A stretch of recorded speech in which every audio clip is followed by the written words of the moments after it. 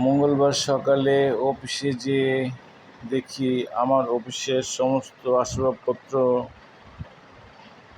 উৎসুক জনতা লুট করে নিয়ে গেছে।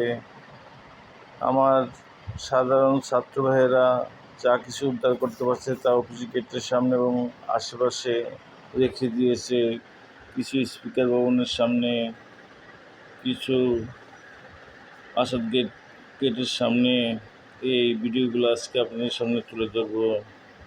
আমরা ভিতরে চেয়ার টেবিল এলোমেলো দেখা গেটের সামনে বসেছিলাম। সারাক্ষণ মানুষের উৎসুক জনতা অফিসে ঢুকবার চায়, তাই আমরা ঢুকতে দেই নাই।